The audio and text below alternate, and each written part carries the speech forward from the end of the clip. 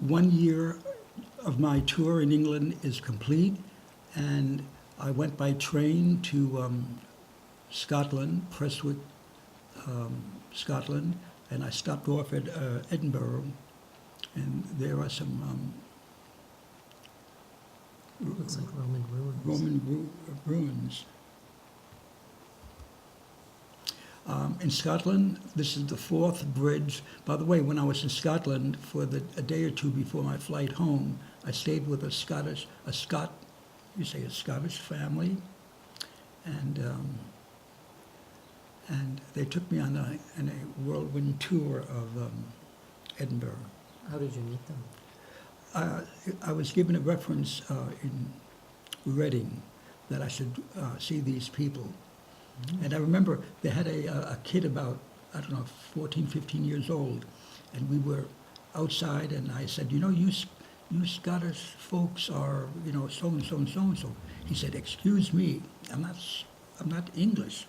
I said, you English people are, you speak differently or something to that effect. He said, I'm not English, I'm a Scot.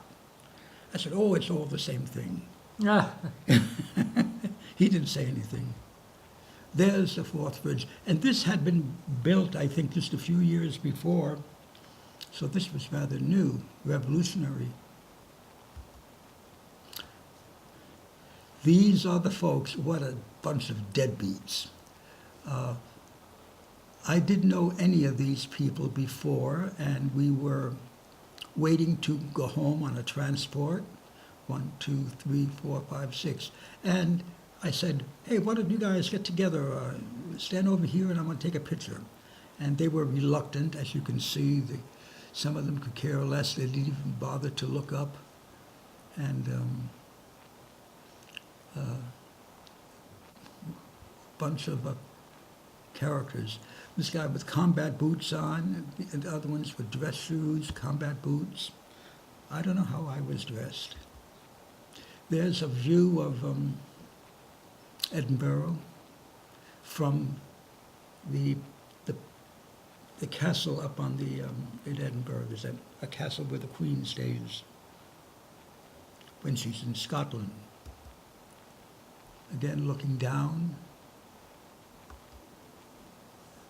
We're going back in time. We're back in Reading, and there's the youngsters, including their dog. I didn't particularly care for. Small one. They all have small dogs. The North family again. was this your goodbye photo?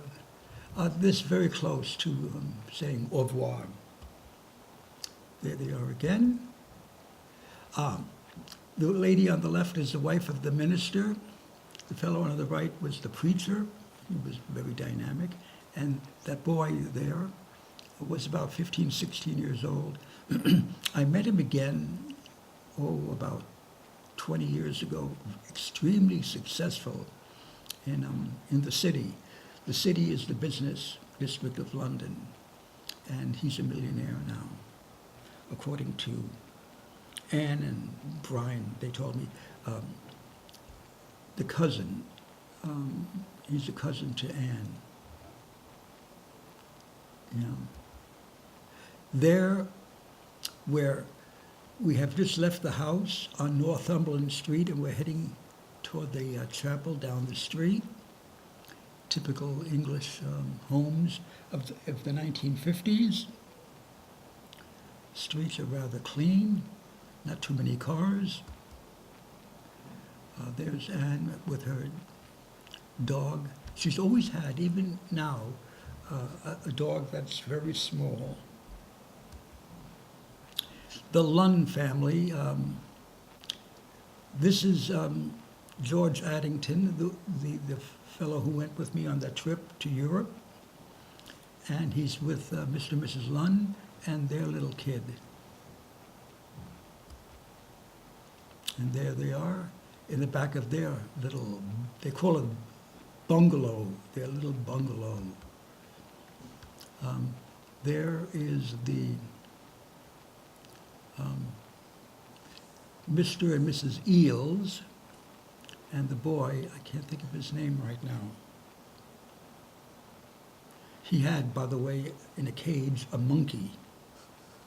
A monkey. This is an interesting photo because here was the fourth member of the American team that was adopted by the family here in this mission. In the center is a young man. His name is Maurice. I believe he was from Minnesota, married.